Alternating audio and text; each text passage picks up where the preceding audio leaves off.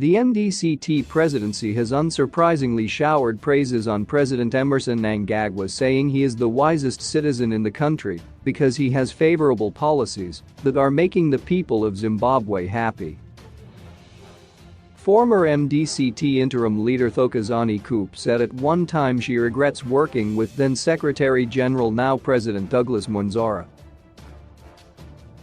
MDCT Vice President Thokozani Khupe, who is one of the leading principals of Mnangagwa's Political Actors Dialogue (POLID), on Tuesday said the ZANU-PF leader had made the people of Zimbabwe happy by introducing favorable amendment bills and empowering the disabled community.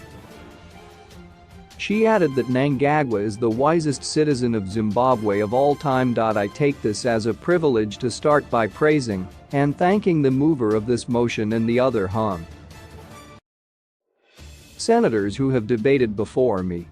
As is always the case, I feel very proud and happy to debate this motion.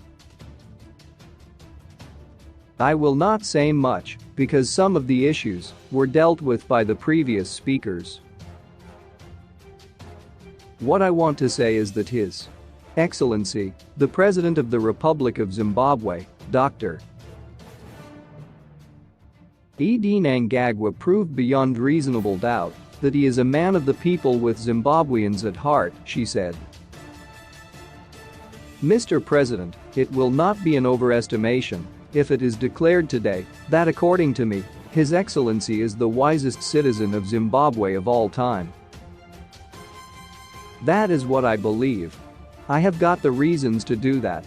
His Excellency did something which nobody expected that it can happen in this country. He surprised us and made us very happy, especially the disability community, that for the first time, we have a judge of the High Court who has visual impairment, Justice Samuel Dean. It has never happened, and nobody expected that this will happen. His Excellency, in June during the gathering of the disabled community, launched the disability policy. You remember that all along we have been clamoring for the establishment of the disability policy that would guide and also prove that disabled people are equal citizens. He came in person to launch that. It might not be as perfect as people may expect, but whenever there are gaps, I hope and believe that this should be corrected as we go on. It is better to have something. Nothing is perfect in this world. We always improve in whatever we have.